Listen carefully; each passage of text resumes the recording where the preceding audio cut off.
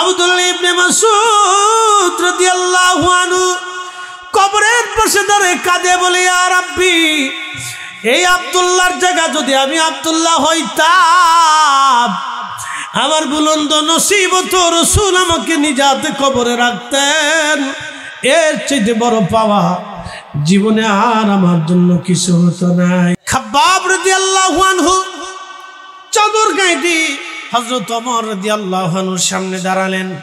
সঙ্গত কারণে গায়ের উপর থেকে চাদর সরাইলেন। পিঠের মধ্যে বড় বড় গর্ত, জায়গায় জায়গায় গোশত নাই, সাদা সাদা ফেটফেটে হয়ে গেছে।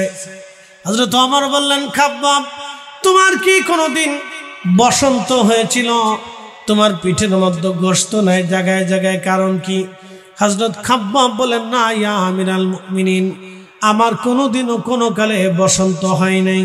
তাহলে বলো খাব্বাব, তোমার পিঠের মধ্যে বড় বড় গর্ত কেন, জায়গায় জায়গায় গোশত নাই, কারণ কি হয়েছে? খাব্বাব চোখের পানি ছেড়ে দিয়ে বলেন, আমিরুল মুমিনিন, এইগুলি বসন্তের দাগ না, হুজুর কালেমা পড়ার কারণে কাফেররা আমাকে অত্যাচার করেছিল। বলো কি হয়েছে? বলো খাব্বাব। বলে, হুজুর আমি মুসলমান হয়ে যখন গেলাম, আমি ছিলাম কামাত, অস্ত্র দিয়ে, লোহা দিয়ে আমি অস্ত্রপাতি বানাইতাম। আগুনগুলি অস্ত্র বানানোর জন্য কয়লার ভিতরে আমি আগুন জ্বালাইতাম, আগুনগুলি আঙ্গার হয়ে যাইত। এই আঙ্গারে, এই আগুনে কয়লাগুলি আগুনের মতো হয়ে যাইত। ও খাব্বাব, তারপরে কি? হযরত খাব্বাব বলেন, ইয়া আমিরুল মুমিনিন, যখন আমি মুসলমান হয়ে ফিরে গেলাম, কাজ করতেছিলাম, হঠাৎ করে কাফেররা যে আমার হাত পা গুলি তারা বেঁধে ফেললো। ওই আগুনের কয়লাগুলি মাটির মধ্যে বিছাইয়া কাফেররা আমাকে চিৎ করে কয়লার উপরে শোয়া আমার বুকের উপরে পাথর চাপা দিয়ে চেপে ধরে রাখত। প্রচন্ড গরমে আমার পিঠের চামড়াগুলি পড়ে পড়ে পড়ে পড়ে আমার চামড়াগুলি পড়ে পড়ে আমার রক্তগুলি নিভে এই পড়ে পড়ে আমার কয়লা নিভে যাইত। হুজুর এরপরে তারা আবার আমাকে উঠাইয়া কয়লাগুলি ছুটাইয়া আবার আঙ্গার বানাইয়া ওই কয়লাগুলি মাটির মধ্যে বিছাইয়া আমার চিৎ করে কয়লার উপরে শোয়াইয়া আমার শরীরের উপরে পাথর চাপা দিয়ে ধরে রাখত। হুজুর পিঠের গোশতগুলি খসে খসে পড়ে, এরপরে আমার ওই চর্বিগুলি গুলে গুলে কয়লা নিভে যাইত। আমিরুল মুমিনিন, তারপরও তারা আমাকে ছাড়ত না। হুজুর কয়লার আগুনগুলি লেগে লেগে বিভিন্ন জায়গা থেকে পড়ে পড়ে চামড়া গোশতগুলি খসে পড়ে গেছে। ইয়া আমিরুল মুমিনিন, তাদের একটাই কথা ছিল, খাব্বাব যদি জীবন দাও তাহলে মরে যাবে, আর না হয় কালেমা ছেড়ে দাও। আমি বলতাম না, আমার জীবন চলে যাবে, কালেমা যাবে না। একবার জোরে বলা যাবে আল্লাহু আকবার। আরে আব্দুল্লাহ, আমাদের বাড়ি থেকে তুমি চলে যাও, কিন্তু শুনে রাখো আব্দুল্লাহ, এই মদিনার মধ্যে তোমার বাবা ছিল বেশি সম্পদশালী। আজকে তোমাকে কোনো সম্পদ আমরা দেব না, সম্পদ থেকে তোমাকে জুদা করে দিলাম। কোনোদিন কোনো কালে কখনো তুমি আমাদের মাঝে ফিরে আসবে না। যদি মুসলমানিত্ব ছেড়ে দাও, কালেমা ছেড়ে দাও, আমাদের ইহুদি ধর্মে যদি ফিরে আসো, তাহলে তুমি আমাদের মধ্যে জায়গা পাবা, অন্যথায় আব্দুল্লাহ জায়গা কোনোদিনও পাবা না। আব্দুল্লাহ বললেন, চাচা যান, সমস্ত সম্পদ আমি ছেড়ে দিতে পারি, বংশ থেকে চলে যেতে পারি, কিন্তু আমি যে ঈমান হৃদয়ের মধ্যে ধারণ করেছি, কবুল করেছি, এই ঈমান কখনো কোনোদিন আমি ছেড়ে দেব না। হাজরতে আব্দুল্লাহকে তার চাচা ডাক দেব না, আব্দুল্লাহ তাহলে এক কাজ করো, তোমার গায়ের যে জুব্বা আছে, এই জুব্বা আমাদের টাকার কেনা, তোমার পরনে যে তহবন্দ আছে, তহবন্দ আমাদের টাকার কেনা, তুমি জুব্বা খুলে দাও। হযরত আব্দুল্লাহ জুব্বা খুলে দিলেন। চাচা ডাক দে বলেন, আব্দুল্লাহ তোমার পরনের লুঙ্গিখানা খুলে দাও। আব্দুল্লাহ ডাক দে বলেন, চাচা যান, এই লুঙ্গিটা আপনি দয়া করে আমাকে ভিক্ষা দেন, কারণ এই লুঙ্গিটা আমি পরেছি আমার সতর ঢাকার জন্যে, আমার সম্মান ঢাকার জন্যে। চাচা গো, এই লুঙ্গিখানা দয়া করে আমাকে ভিক্ষা দেন। চাচা ডাক দিয়ে বললেন, হযরত আব্দুল্লাহ লুঙ্গিটা খুলে দিয়ে বস্ত্রহীন হয়ে একটা দৌড় মারলেন, মার ঘরের দরজার সামনে এসে দাঁড়াইলেন। মা, ও মা, দরজা খোলো, মা দরজা খোলো। আব্দুল্লাহ দরজা খুলতে বলে মা দরজা খুলে দেখলেন সর্বনাশ, যুবক ছেলেটা মার সামনে উলঙ্গ হয়ে বস্ত্রহীন হয়ে দাঁড়িয়ে আছে। মায়ের গায়ের মধ্যে চাদর ছিল, চাদরখানা মা গায়ের উপর থেকে নিক্ষেপ করে দিয়ে বললেন, বেটা চাদরখানা আগে গায়ে দাও, তুমি তোমার ইজ্জত, তুমি তোমার সম্ভ্রাণ আগে তুমি ঢাকো, তারপরে আমি মা কথা বলবো। হযরত আব্দুল্লাহ চাদর পেঁচিয়ে নিজের সতর ঢাকলেন, সতর ঢাকার পরে মা বললেন, বেটা মদিনার সব চাইতে বড় ধনী ব্যক্তির ছেলে তুমি উলঙ্গ করলো, তোমাকে কে, কার সাহস হয় তোমাকে উলঙ্গ করা, বেটা বলো। ছেলে ডাকতে বলল, মা রসুলের দরবারে যে কালেমা পড়েছি, কালেমা পড়ার কারণে আমার চাচা আমার থেকে কাপড় পোশাক কেড়ে নিয়েছে। মা ডাক দে বলল, ছেলেরে কি বলিস, তুই মুসলমান হয়েছিস? বলে, হ্যাঁ মা আমি মুসলমান হয়ে গেছি, কালেমা পড়েছি। তখন মা ডাক দে বলল, বেটা তুই কালেমা পড়েছিস রে ছেলে আমার, তাহলে চলে যা, আমরা ইহুদি তুমি মুসলমান, আমাদের ঘরে আর কোনোদিন জায়গা হবে না।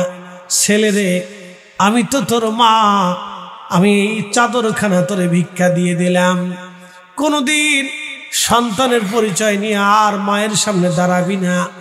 যদি কালেমা ছেড়ে দিয়ে আসতে পারিস তাহলে মার সামনে আসবি, নতুবা কোনোদিন মার সামনে আসবি না, চলে যা, চাদরখানা তোকে ভিক্ষা দিলাম, বেটা চলে যাও। আব্দুল্লাহ চোখের পানি ছেড়ে দিয়ে বলল, মা আমি জানতাম মায়ের কোলের চাইতে নিরাপদ পৃথিবীতে কারণ কোল আর হতে পারে না রে মা, আমি বুঝছি মা, সবাই আমাকে ছেড়ে দিল, তুমি মা আমাকে কখনো ছেড়ে দিবা না। ও মা, যেই রসুলের জন্য তুমি তোমার দরজা থেকে আমাকে বিতাড়িত করলা, মা তুমি শুনে রাখো, তুমি মা চলে যেতে পারো, ছেড়ে দিতে পারো। মা গো, ও মা, আমি আমার জীবনের সব দিয়ে দিতে পারি, কলিজা দিয়ে দিতে পারি, কিন্তু আমার রসুলের কদম আমি ছাড়ব না। চিৎকার মেরে বলেন না ইয়া রাসূলুল্লাহ। প্রিয় বন্ধু, মায়ের দেওয়া চাদরখানা মাঝখান থেকে ফেরে দুই ভাগে বিভক্ত করে আব্দুল্লাহ রাদিয়াল্লাহু আনহু একটা চাদরের অংশ পরনে পরে লুঙ্গি বানাইলেন, আর একটা চাদরের অংশ গায়ের মধ্যে লাগাইয়া শীতে, বর্ষায়, গ্রীষ্মে, প্রচন্ড গরমে দুইটা চাদরই তার সম্বল ছিল, আর কিছুই ছিল না তার। এই দুইটা চাদরের টুকরা নিয়ে আব্দুল্লাহ জীবন কাটাইল। হযরত আব্দুল্লাহ দুইটা চাদর নিয়ে জীবন কাটাইলেন। আব্দুল্লাহ জুলবাজাদাইন, এই জন্য তাকে জুলবাজাদাইন বলা হতো, দুই চাদরের টুকরাওয়ালা, দুই চাদরের টুকরাওয়ালা, এই জন্য জুলবাজাদাইন বলা হতো। ও মুসলমান, সেই দিন আব্দুল্লাহ একটা চাদরের অংশ গায়ে দিলেন, আর একটা চাদরের অংশ তহবন লুঙ্গি বানায় আব্দুল্লাহ চলতে লাগলেন। দীর্ঘদিন এইভাবে চলল, ক্ষুধার্ত থেকে থাকতেন। মসজিদে নববীর বারান্দায়, মসজিদে নববীর বারান্দার সামনে একটা ছোট্ট গাছ ছিল। এই গাছের নিচে 150 জন কম বেশি আহলে সুফার সাহাবী ছিলেন, যাদের বাড়ি ছিল না, ঘর ছিল না, জমি ছিল না, অর্থ ছিল না, বিত্ত ছিল না। নবীর বাড়ি খাবার আসলে খাইতেন, না আসলে তারা না খেয়ে থাকতেন। তাদের মধ্যে একজন সাহাবী, তার নাম আব্দুল্লাহ জুলবাজাদাইন, একজন যুবকের জায়গা হয়ে গেল। আহা, এই সাহাবী আব্দুল্লাহ জুলবাজাদাইন মসজিদে নবীর মধ্যে জোরে জোরে জিকির করতেন, আল্লাহ আল্লাহ আল্লাহ আল্লাহ আল্লাহ। জোরে জোরে জিকিরের কারণে সাহাবীদের কষ্ট হচ্ছিল, সাহাবীরা বিচার দিল, ইয়া রাসূলুল্লাহ, আব্দুল্লাহর জিকিরের কারণে আমাদের কষ্ট হয়, আমরা নামাজ পড়তে পারি না, আমাদের বড় কষ্ট হয়, ইয়া নবী আল্লাহ, ঘুমাইতে পারি না। আল্লাহর নবী বললেন, সাহাবীরা রে, আমার আব্দুল্লাহকে জিকির করতে দাও। মদিনার সবচেয়ে বড় ধনী ব্যক্তির ছেলে হইয়া কালেমা পড়িয়া তার দিকে তাকায় দেখো, মাত্র 2টা চাদরের টুকরা পরিহিত অবস্থায় খেয়ে না খেয়ে আমার আব্দুল্লাহ আমার কাছে কাটায় দেয়। তোমরা তারে কষ্ট দিও না, অনেক কষ্টের ইসলাম আমার আব্দুল্লাহর। নবীজি তাবুকের যুদ্ধে যাবে, সাহাবীরা খেদমত এনে জমা দিচ্ছিলেন। আব্দুল্লাহ এসে বলেন, ইয়া রাসূলুল্লাহ, আপনি আমার জন্য দোয়া করে দেন যেন তাবুকের যুদ্ধের ময়দানে আমি শহীদ হয়ে যাই, আর কখনো যেন জীবন নিয়ে ফিরে না আসি, আমি যেন শাহাদাতের অমিশুদা পান করি। আপনি দোয়া করে দেন, কারণ আমার 2টা চাদরের টুকরা ছাড়া আর দেওয়ার কিছু নাই। আমার একটা জীবন আছে, এই তাবুকের যুদ্ধের ময়দানে এই জীবনটা আমি আল্লাহর পথে কুরবানি করতে চাই। চিৎকার মেরে বলেন আল্লাহু আকবার। এরা সাহাবী সাহাবী সাহাবী। নবী বললেন, আল্লাহ আল্লাহ হাফিয়া সাহাবী, আল্লাহ আল্লাহ হাফিয়া সাহাবী। তোমরা সাহাবীদের ব্যাপারে আল্লাহকে ভয় করো, সাহাবীদের ব্যাপারে আল্লাহকে ভয় করো। লা তাত্তাখিযুহুম গরাদাম মিন বাদি, আমার পরে আমার কোনো সাহাবীর সমালোচনা করবে না, মন্দ বলবে না, তাদের ত্রুটি বিচ্যুতি তোমরা বের করবে না, তাদের ত্রুটি বিচ্যুতি বের করে তাদের মন্দ বলবে না, তাদেরকে কষ্ট দেবে না। ও আমার উম্মত, আমার কোনো সাহাবীকে গালি দেবে না, কষ্ট দেব না, তাদের মন্দ সমালোচনা করবে না। আল্লাহ নবী নিষেধ করে দিয়ে দিলেন। খুব মনোযোগ দিয়ে শুনে যাবেন। হযরত আব্দুল্লাহ জুল বাজরিন ওই 2টা মাত্র পোশাক পরে তাবুকের যুদ্ধের ময়দানে রওনা দিলেন। মক্কাতুল মুকাররমা মদিনাতুল মুনাওয়ারা থেকে তাবুক 600 মাইলের রাস্তা। হযরত আব্দুল্লাহ পরের দিন ইন্তেকাল করলেন। প্রিয় নবী বললেন, তাবুকের ময়দানে কেউ মারা গেল না, একজন শুধুমাত্র শহীদ হয়ে গেল। তোমরা কবর খনন করো। সাহাবীরা কবর খনন করতেছিলেন, লাশ সামনে নবীজি বসে বসে কান্না করতেছিলেন।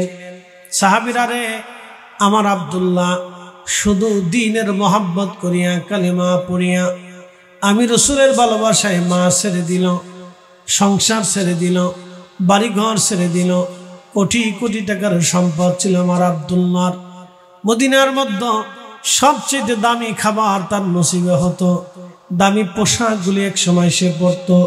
শুধুমাত্র আমি রাসূলের মহব্বতে পড়ে আজকে একখানা চাদর পরে আছে। আমার আব্দুল্লাহ শহীদ। সাহাবীরা রে, আমার আব্দুল্লাহর এখানে কবরস্থ করা হবে, জানাজা রেডি করা। সাহাবীরা জানাজা পড়াইলেন। প্রিয় নবীজি জানাজা শেষে রওনা হবে। নবীজি ডাক দিয়ে বললেন, সাহাবীরা তোমরা কবরে নামবা না, আমি নবী নিজে আমার আব্দুল্লাহরে কবরে নামাইব। আমি রাসূল আমার আব্দুল্লাহরে কবরে নামাবো। আল্লাহর নবী কবরের মধ্যে নেমে গেলেন। আব্দুল্লাহ ইবনে মাসউদ কবরের পাশে দাঁড়ানো আছেন। তিনি তখন হাত তুলে বলেন, ইয়া রব, আমি যদি আব্দুল্লাহর জায়গায় আব্দুল্লাহ হতাম তাহলে আমার বুলন্দ নসিব হতো, কারণ আমার রাসূল আমাকে নিজে হাতে কবরে রাখতে। নবী বললেন, সাহাবীরা তোমরা কেউ আমার আব্দুল্লাহরে কবরে নামাইবা না, আমি রাসূল নিজে হাতে আমার আব্দুল্লাহরে কবরে নামাবো। কারণ আমার আব্দুল্লাহ এই কালেমার জন্যে, আমি রাসূলের ভালোবাসায় জীবনের সব আজকে সে দিয়ে দিল। আমি তার কবরে নামবো, আমি রাসূল তার কবরের মধ্যে নামাবো। আব্দুল্লাহ ইবনে মাসউদ রাদিয়াল্লাহু আনহু কবরের পাশে দাঁড়িয়ে কাঁদে বলে, ইয়া রাব্বি, এই আব্দুল্লাহর জায়গা যদি আমি আব্দুল্লাহ হইতাম, আমার বুলন্দ নসিব হতো, রাসূল আমাকে নিজাতে কবরে রাখতেন। এর চেয়ে বড় পাওয়া জীবনে আর আমার জন্য কিছু হতো নাই।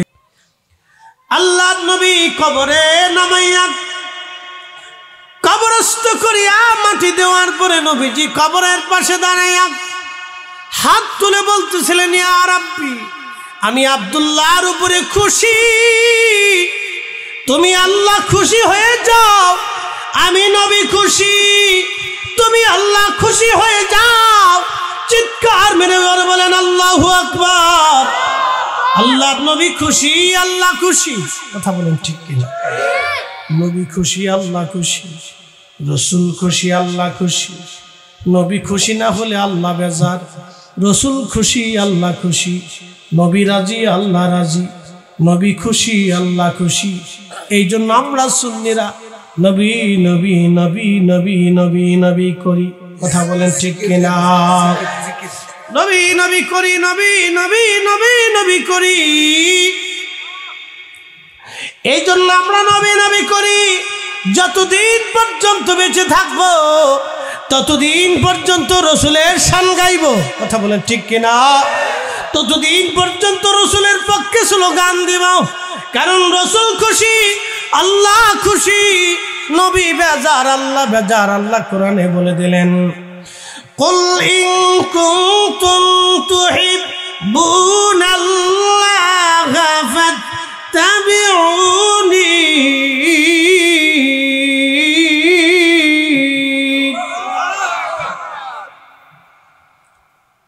ফাত্তাবিউনি ইউহিব্বুকুমুল্লাহ।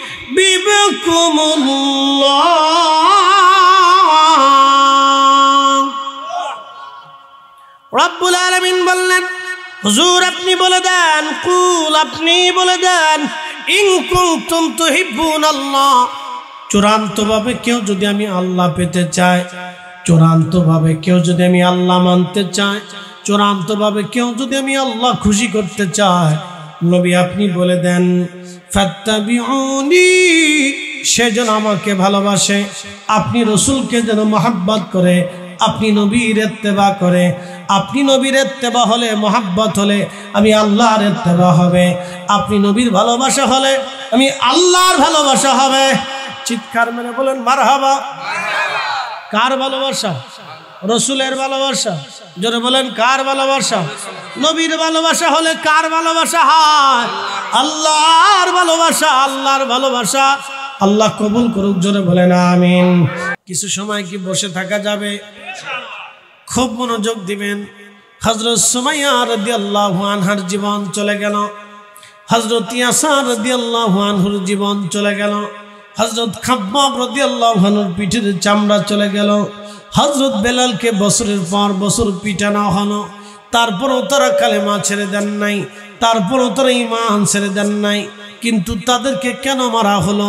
লা ইলাহা ইল্লাল্লাহ, আল্লাহ ছাড়া কোনো মাবুদ নাই, আল্লাহ ছাড়া কোনো মালিক নাই, আল্লাহ ছাড়া কোনো খালিক নাই, আল্লাহ ছাড়া কোনো রব নাই, আল্লাহ ছাড়া কোনো সৃষ্টিকর্তা নাই, আল্লাহ ছাড়া ক্ষমা করনেওয়ালা নাই, আল্লাহ ছাড়া হায়াত বাড়ানোওয়ালা নাই, আল্লাহ ছাড়া হায়াত কমানোওয়ালা নাই, আল্লাহ ছাড়া আমাদের রিজিক বর্ধিতওয়ালা নাই, আল্লাহ ছাড়া আমাদের রিজিক কমনেওয়ালা নাই। কথা কোন ঠিক কিনা? একটু জবান খুলে দেন, একটু কাশি দেন, গলা ছাড়ান, জোরে জোরে ছাড়াইছেন, তাহলে একসাথে বলি তো আল্লাহু আকবার। জবান খুলে দেন, আল্লাহ আল্লাহ আল্লাহ আল্লাহ। হয় না, হয় না, জোরে জোরে আল্লাহ আল্লাহ আল্লাহ,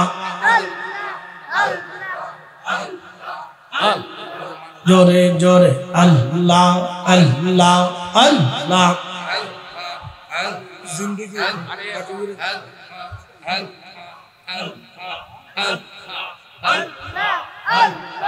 হয় না, হয় না, জোরে জোরে।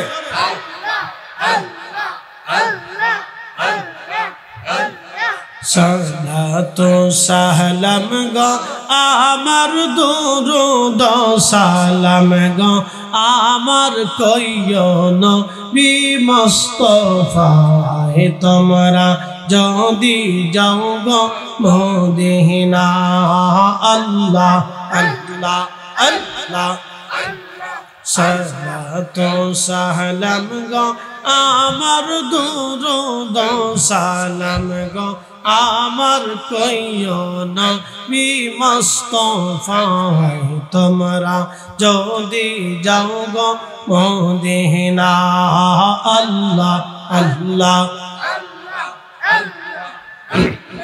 ওই মদিনা শরীফের মাঝে আর নূরের একটি খাম্বা আছে গো ওই মদিনা শরীফের মাঝে এই আর নূরের একটি খাম্বা আছে গো সেই খাম্বাতে হেলান দিয়া সেই খাম্বাতে হেলান দিয়া খুদবা পড়তেন মুস্তাফায় তোমরা যদি যাও গো মদিনা আল্লাহ আল্লাহ আল্লাহ আল্লাহ আল্লাহ আল্লাহ আল্লাহ আল্লাহ আল্লাহ আল্লাহ আল্লাহ আল্লাহ সালাত সালাম গো আমার দুরুদ সালাম গো আমার কইও নবী মুস্তাফায় তোমরা যদি যাও গো মদিনা আল্লাহ আল্লাহ আল্লাহ আল্লাহ আল্লাহ আল্লাহ ওই মদিনা শরীফের মাঝে নূরের একটি রওজা আছে গো সেই রওজাতে সেই রওজাতে ঘুমিয়ে আসেন সেই রওজাতে ঘুমিয়ে আসেন দিনের নবী মুস্তাফায় তোমরা যদি যাও গো মদিনা আল্লাহ আল্লাহ আল্লাহ সবাই রিকোয়েস্ট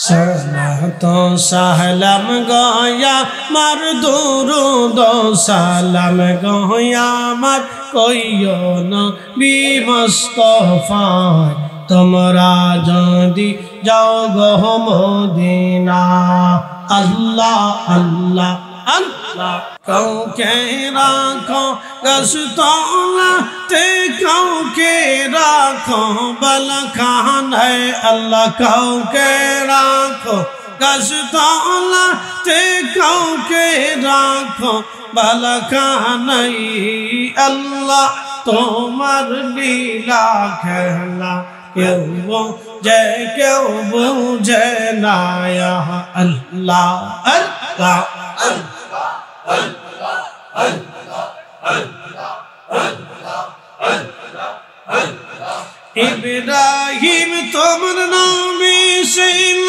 নমরুদের আগুনে ফেললা ইব্রাহিম তোমার নামে ছিল নমরুদের আগুনে ফেললা আগুন হইল ফুলবাগি সাপসম কেনে করল না আল্লাহ আগুন হইল ফুলবাগি সাপসম কেনে করল না আল্লাহ তোমার লীলা খেলা কেউ বুঝে কেউ বুঝে না আল্লাহ আল্লাহ আল্লাহ জবান খুলে আওয়াজ তুলে মোহাম্মতে কাউকে রাখো গাছতলাতে কাউকে রাখো বালখানায় আল্লাহ কাউকে রাখো গাছতলাতে কাউকে রাখো বালখানায় আল্লাহ তোমার লীলা খেলা কেউ বুঝে কেউ বুঝে না আল্লাহ আল্লাহ আল্লাহ আল্লাহ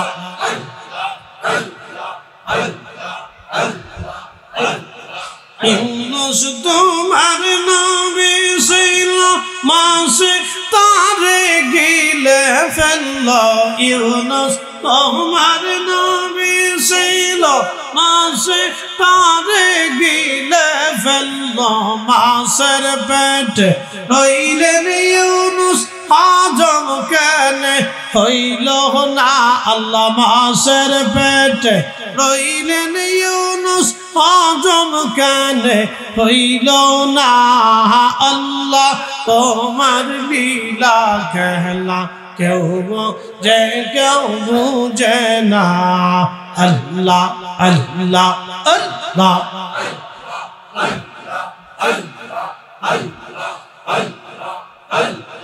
কাউকে রাখো গাছতলাতে কাউকে রাখো বালখানায় আল্লাহ কাউকে রাখো গাছতলাতে কাউকে রাখো বালখানায় আল্লাহ তোমার লীলা খেলা কেউ বুঝে না আল্লাহ আল্লাহ আল্লাহ আল্লাহ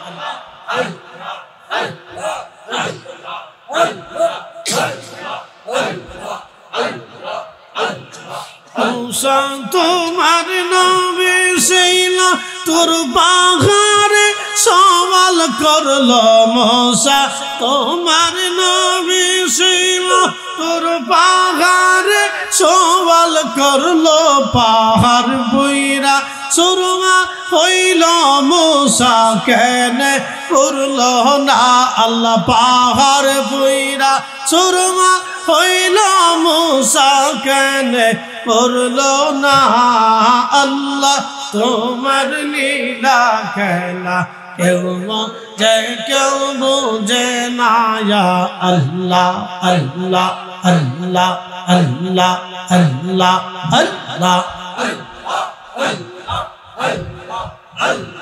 কাউকে রাখো গাছতলাতে কাউকে রাখো বালখানায় আল্লাহ কাউকে রাখো গাছতলাতে কাউকে রাখো বালখানায় আল্লাহ তোমার লীলা খেলা কেউ বুঝে না আল্লাহ আল্লাহ আল্লাহ আল্লাহ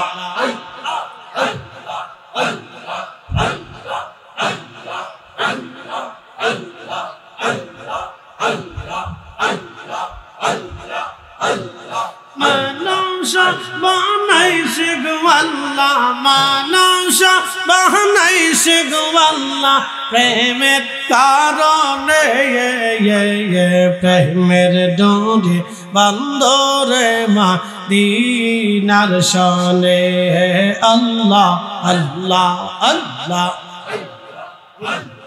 হাবিবকে পাঠাইছে গো আল্লাহ হাবিবকে পাঠাইছে গো আল্লাহ প্রেমের কারণে প্রেমের ডোরে বন্দরে মদিনার শনে আল্লাহ আল্লাহ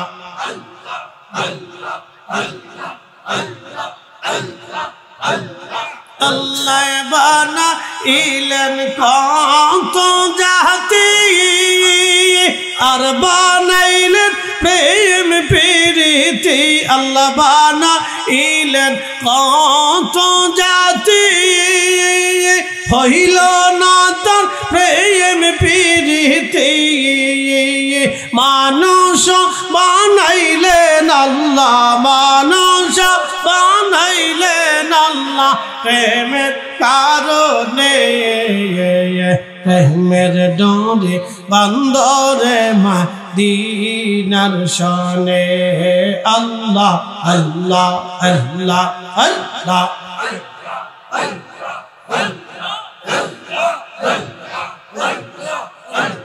হাবিবকে পাঠাইছে গো আল্লাহ হাবিবকে পাঠাইছে গো আল্লাহ প্রেমের কারণে প্রেমের ডোরে বন্দরে মদিনার শনে আল্লাহ আল্লাহ আল্লাহ আল্লাহ আল্লাহ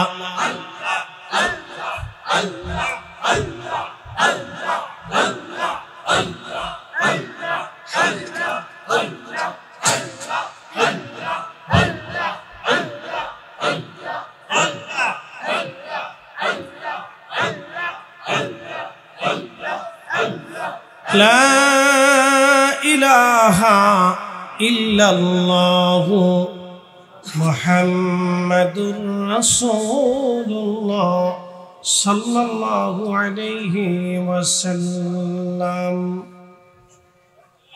মরহুম মোহাম্মদ আব্দুল ইসলাম সাহেবের ইসাল ইসলাম উপলক্ষে ৪৩তম বার্ষিক সঙ্গী মহাসম্মেলনের সম্মানিত সভাপতি জনাব আলহাজ ফারুক আহমদ সরকার সাহেব, আজকের প্রধান অতিথি আলহাজ মোহাম্মদ তোফাজ্জল হোসেন সাহেব, সহ সভাপতিবৃন্দ হাজি আব্দুল গফুর সাহেব, আব্দুল মোমেন সরকার সাহেব, হাজি খাজা আহমদ সাহেব, জনাব মোহাম্মদ জাহাঙ্গীর আলম সাহেব এবং সকল আমন্ত্রিত অতিথিবৃন্দ, সম্মানিত আলোচক, সম্মানিত উলামায়ে আহলে সুন্নাত জনাব হযরত আল্লামা হাফিজ মুফতি মোহাম্মদ গোলাম কিবরিয়াল কাদরি সাহেব মাদ্দাজিল্লাহুল আলী, আপনাদের এলাকার কৃতি সন্তান এবং বিশেষ বক্তা জনাব মাওলানা কারি উলিউর রহমান কাদরি সাহেব, যেমন হযরত মাওলানা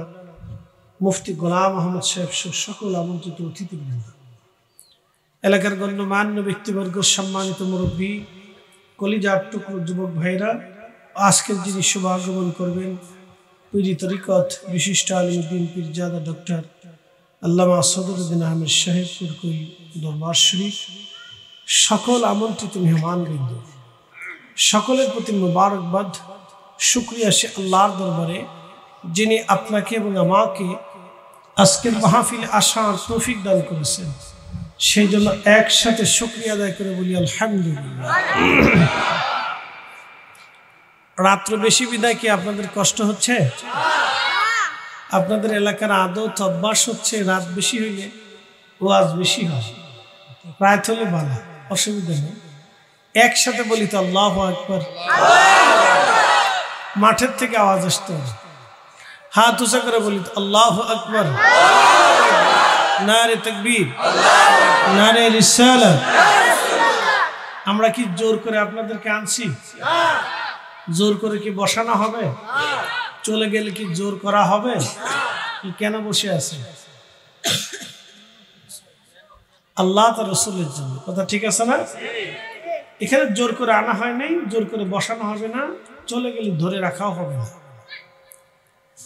আল্লাহ আপনাকে কবুল করছেন। বাড়িতে সামাজিক অনুষ্ঠান হয়, বিয়ের অনুষ্ঠান, খাতনার অনুষ্ঠান অথবা আকিকার অনুষ্ঠানগুলি আমাদের দেশে সাধারণত যেগুলি হয়ে থাকে, আপনি বাড়িতে কাকে মেহমান বানাবেন সেই জন্য লিস্ট তৈরি হয়। তা আপনি আজকে আল্লাহর মেহমান, তো কে এই মাহফিলে আসবে আসবে না সেটা আল্লাহর দরবারে লিস্ট হয়েছে। আল্লাহ কাকে এই মাহফিলের জন্য কবুল করবেন তার জন্য আল্লাহ লিস্ট তৈরি করেছেন। একসাথে বলবেন আল্লাহু আকবার। তো আল্লাহ আমাদেরকে কবুল করছে, এই জন্য একসাথে শুকরিয়া করে বলি আলহামদুলিল্লাহ। শ্রেষ্ঠ নবী, সর্বকালের সর্বশ্রেষ্ঠ মহামানব, ইমামুল মুরসালিন, রাহমাতুল লিল আলামিন, মেহবুবে আলা, হাবিবুল্লাহ, আল্লাহর পেয়ারা মেহবুবের উম্মত হিসেবে আল্লাহ আপনাকে এবং আমাকে কবুল করেছেন।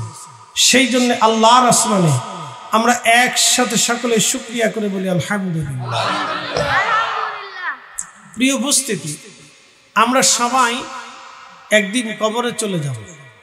পৃথিবী ধ্বংস হবে, এটা থাকবে না। এটা ধ্বংস হওয়ার আগে আল্লাহর নবী আমাদেরকে বলেছেন দুইটা কিয়ামতের আলামত দুই ধরনের হবে। একটা হচ্ছে ছোট ছোট আলামত, আর একটা হচ্ছে বৃহৎ বড় আলামত।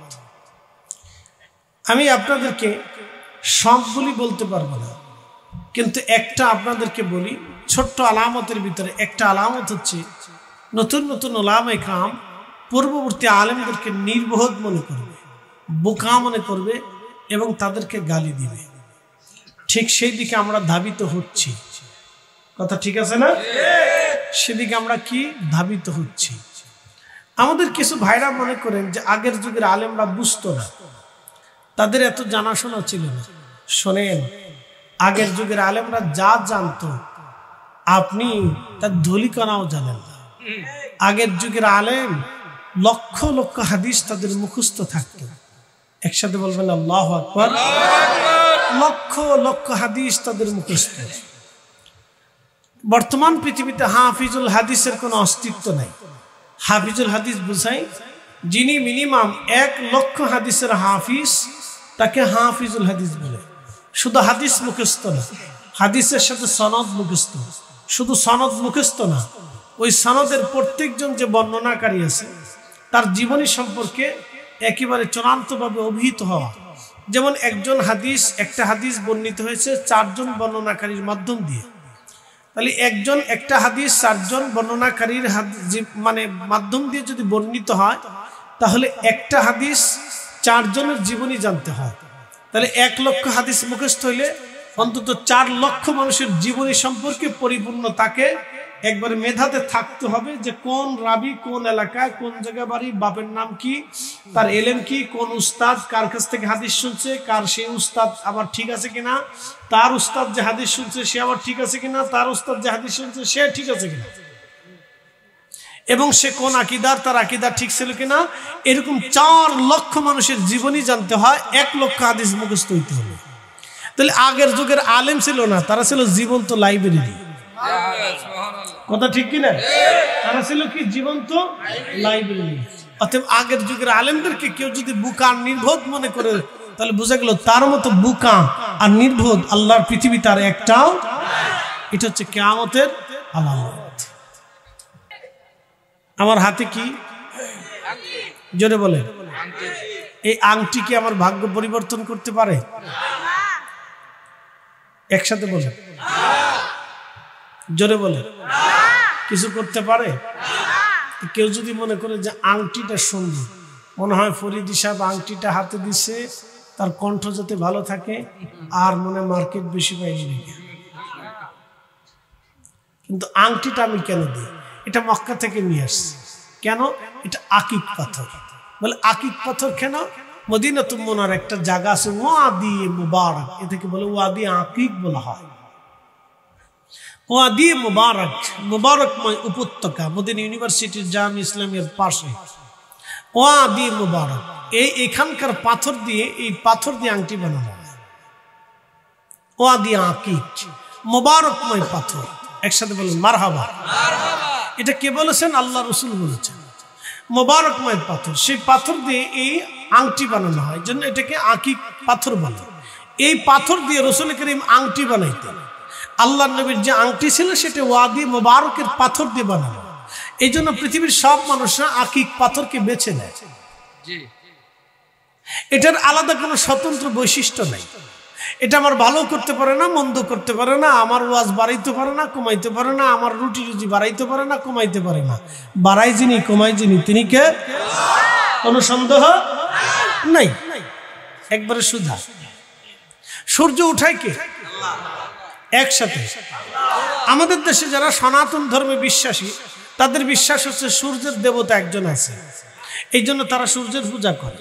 তারা ভাবে সরস্বতী আমাদের বিদ্যার দেবতা, এই জন্য সরস্বতীর পূজা দেয়। তারা ভাবে দুর্গা আমাদের একজন দেবতা, এই জন্য দুর্গারে পূজা দেয়। কালী আমাদের দেবতা, কালীরে পূজা দেয়। গণেশ দেবতা, গণেশরে পূজা দেয়। কার্তিক দেবতা, কার্তিকরে পূজা দেয়। মনসা দেবতা, মনসারে পূজা দেয়। এরপরে আপনার আর কি আছে? মহাদেবের পূজা দেয়, শিবেরে পূজা দেয়, ব্রহ্মারে পূজা দেয়, তারপরে কৃষ্ণারে পূজা দেয়। আরো যে কত আছে আমি কইতে পারি। তাদের হিসাবে 33 কোটি। এখন সারা বাংলা, সারা পৃথিবীতে হিন্দু আছে কত কোটি? 120 কোটি। 120 কোটি হিন্দু যদি হয়, 33 কোটি যদি দেবতা হয়, তাহলে এক এক দেবতা বান্দা ভাগে পাইছে কয়জন?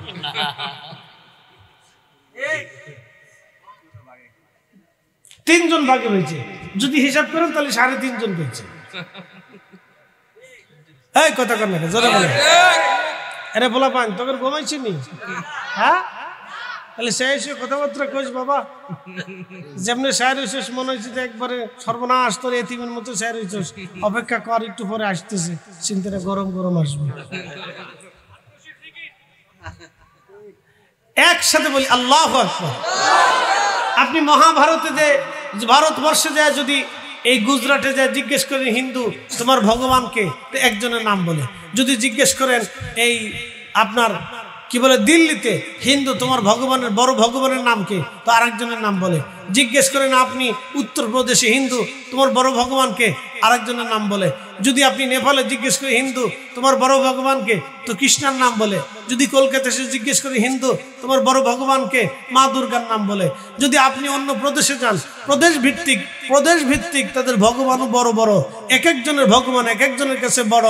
সারা পৃথিবীর সব মুসলমানকে যদি জিজ্ঞেস করেন তোমার রবকে, সব মুসলমান একসাথে বলে দেয় আল্লাহ। হাত উঁচু করে বলেন কে কে? কোন সন্দেহ? বেলালকে মারা হয়েছে শুধু এই কারণে। কথা কন না কেন? বেলালকে মারা হয়েছে শুধু এই কারণে, তুই আল্লাহ মানিস কে? কথা ঠিক কিনা?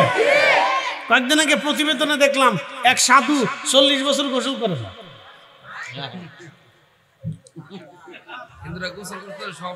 কত বছর গোসল করে না?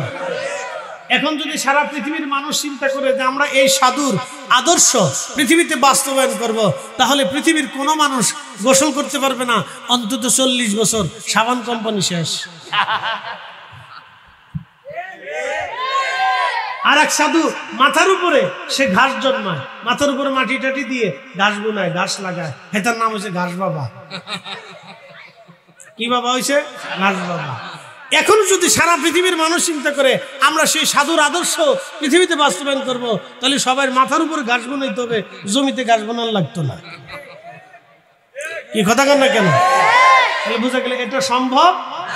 40 বছর বিনা গোসলে সম্ভব।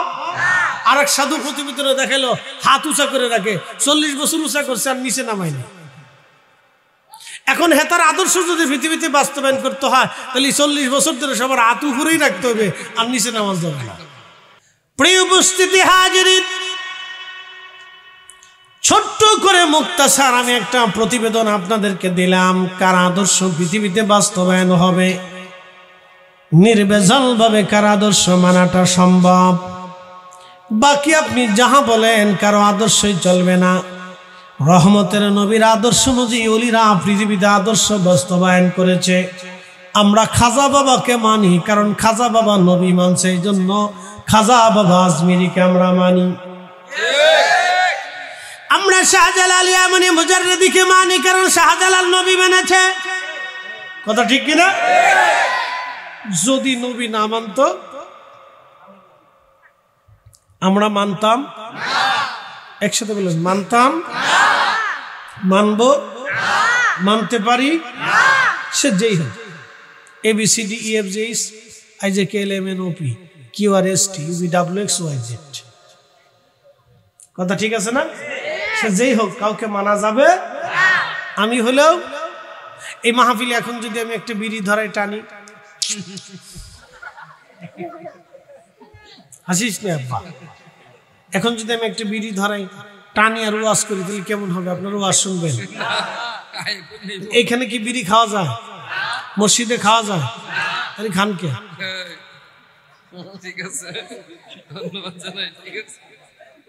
কথা কন না কেন? তাহলে বিড়ি খান কেন? যেটা মসজিদে টানা যায় না, মাহফিলে টানা যায় না, সেটা আমরা খাবো কে?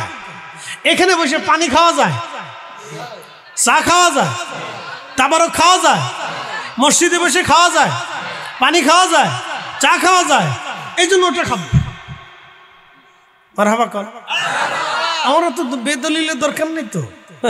আপনার দলিল দিছি দাঁড়ার উপরে, আমার বাইরের দলিল দরকার নেই। যেটা মসজিদে খাওয়া যায় না, মাহফিলে খাওয়া যায় না, সেটা বাইরেও খাওয়া যাবে না, পালাই খাওয়া যাবে না। একদিন বাথরুমে ঢুকছি, খালি বিড়ির গন্ধ। কিরে এত গন্ধ কে? কেয়ারটেকারের 10 টাকা দিয়ে বললাম, বেটা পরিষ্কার করতে পারস না, খালি বিড়ির গন্ধ। হুজুর আপনার আগে যে ঢুকছিল হেঁটে বিড়ি টানছে। আমি বললাম যে বাথরুমে বিড়ি টানবে কেন? কত রাস্তাঘাট আছে যেখানে সেখানে টানতে পারে। হুজুর বিড়ি না টানলে ক্লিয়ার হয় না।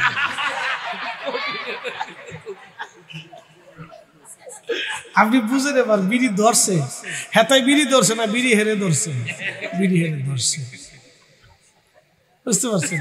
উপর দিয়ে টানে, নিচ দিয়ে ক্লিয়ার, উপর দিয়ে টানে, নিচ দিয়ে ক্লিয়ার, বিড়ি ধরে ফেলছে। অতএব খাওয়া যাবে, খাওয়া যাবে, ধূমপান করা যাবে, আমরা মুসলমান। আমরা কি? আল্লাহ কি পাক না নাপাক? একসাথে বলেন। আমাদের নবী নবী নবী নবী পাক, আল্লাহ পাক। অতএব দুইজন পাক বিদায় পাক জিনিস কবুল করে, না পাক কবুল করে। কথা ক্লিয়ার? আর দলিল লাগবে না, বুঝে গেছে? আল্লাহ তার রসুল পাক, অতএব পাক কবুল করে, না পাক কবুল করে না। এই জন্য আপনাদেরকে আরো বুঝাই, রমজান মাস আসতেছে সামনে। রোজা রাখার পরে কেউ যদি শুয়োরের গোশত দিয়ে বিরিয়ানি বা রান্না করে ইফতার করে, রোজা হবে? যদি সেহরি খাইয়া শুয়োরের গোশত দিয়ে সেহরি খাইয়া যদি রোজা রাখে, রোজা হবে? কাবা শরীফও যদি রাখে, নামাজ রোজা হবে? তো শুয়োরের গোশত খাইয়া রোজা রাখলে যদি রোজা না হয়, তাহলে সুদের টাকা দিয়ে গোশত কিনে, ঘুষের টাকা দিয়ে খাসির গোশত কিনে রোজা রাখলে রোজা হয়? একসাথে বলেন। ইফতার করলে আল্লাহ পাক না না পাক? নবী পাক না না পাক? পাক ছাড়া কবুল করে। এই জন্য শুয়োরের গোশত হারাম, সুদের টাকা হারাম, ঘুষের টাকা হারাম, অন্যায় করে মানুষের টাকা চুরি করে নেওয়া হারাম। এগুলিতে যা খাবেন সব হারাম, যা খাবেন সব হারাম। যত খাবেন কোনো কিছু কবুল হবে। নারে তাকবীর, নারে রিসালাত, নারে গাউসিয়া, আহলে সুন্নাত ওয়াল জামাত, মাওলানা মুফতি ফরিদ সাহেব। আর দরকার অসুবিধা নেই। ওই একজনে কয় ফরিদি সাহেব, আরেকজনে কয় ফরিদুল ইসলাম জহিরি সাহেব। আগের দা পরে দেয়, পরের দা আগে দেয়। যা কোন কইতে থাকে, বলতে থাকে ফরিদুল ইসলাম জহিরি সাহেব, জহিরুল ইসলাম ফরিদ। আগের দ্বারা পরে দেয়, পরের দ্বারা আগে দেয়। মানে ধাক্কার সাথে মরে যায় না। কি তা কইব খাইতে পায় না, শেষে পর্যন্ত এটা আগের দ্বারা পরে পরের দ্বারা আগে। দূর যাক কইছে মুখে ফেলছে, আর দরকার নাই। একসাথে বলেন আল্লাহু আকবার। আমি বেশি রাত করবো না, মূল আলোচনায় ফিরে যাচ্ছি। প্রিয় উপস্থিতি, আমার দিলটাকে নরম করবেন। আমরা মুসলমান, কবরে চলে যাব। একদিন মাটির ভিতরে হবে ঘরে মন আমার, কেন বান্ধ দালান ঘর? মন আমার কেন বান্ধ দালান ঘর? জীবন চলে যাবে কিন্তু ইমান যাবে না। পাকিস্তানি মিলিটারি বাঙালির জিগে, বাঙালি তুই হিন্দু না মুসলমান? বলে মুসলমান। তো কালমা বাতা, লা ইলাহা ইল্লা আনতা সুবহানাকা ইন্নী কুনতু মিনাজ জালিমিন। ये तो बंगाली है, जंजाली है, ये तो कालमा नहीं है, मुसीबत से दुआ है। सर আমি মুসিবতে বলে কালমা বলি বলছি, কালমার কথা মনে নাই। এটা আমরা বাঙালি, বুঝতে পারছেন? সুবিধা পাই জিন্দাবাদ, সুবিধাবাদ জিন্দাবাদ। সুবিধা আমাদের কালমা চেঞ্জ হয়েছে। আল্লাহু আকবার। তা হবে না বাপ। আমরা এক কালেমায় বিশ্বাসী।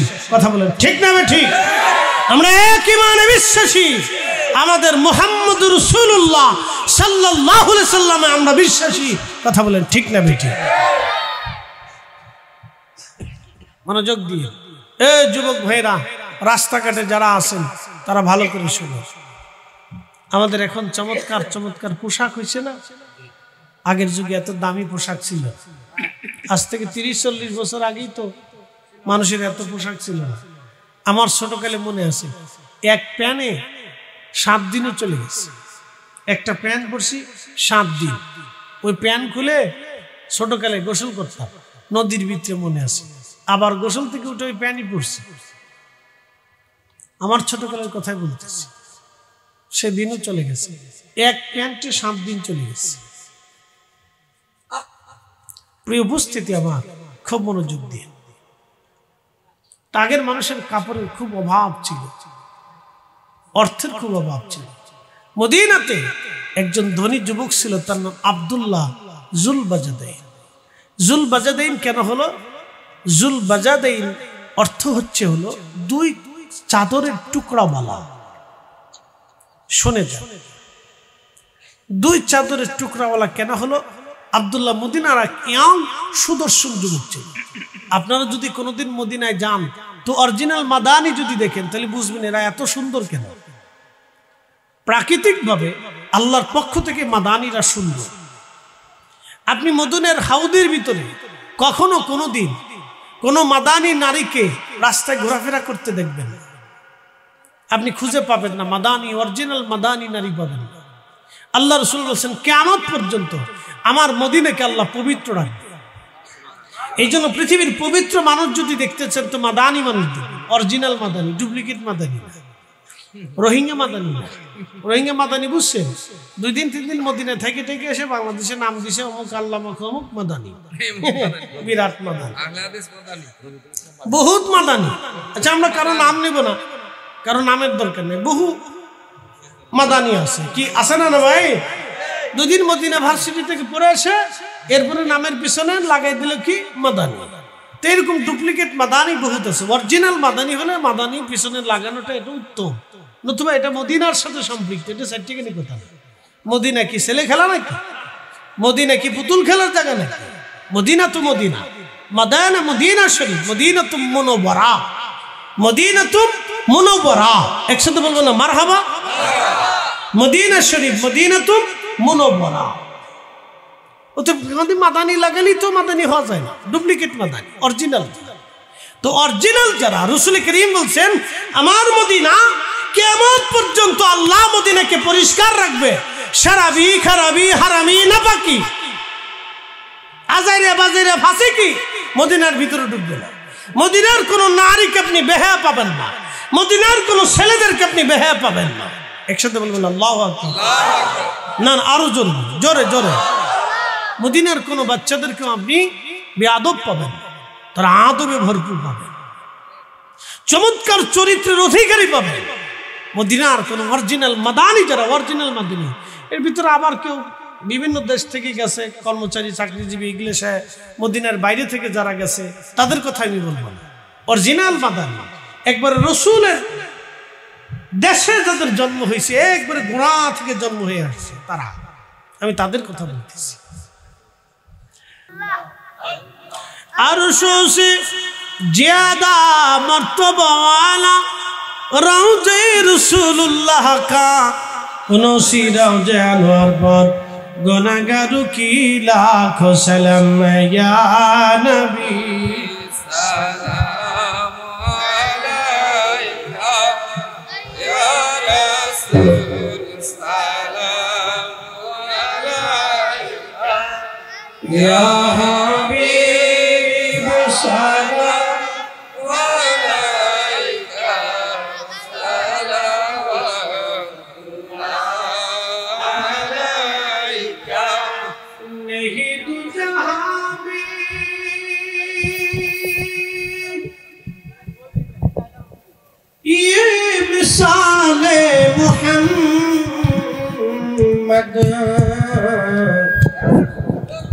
जमाले खुदा है कमाले मुहम्मद हमारा मरहूम प्राणी नबी जी अपना के शियोर पेले থাকবে না মরণ যন্ত্রণা, থাকবে না মরণ যন্ত্রণা, শুধু মনের বাসনা। ইয়া নবী সালাম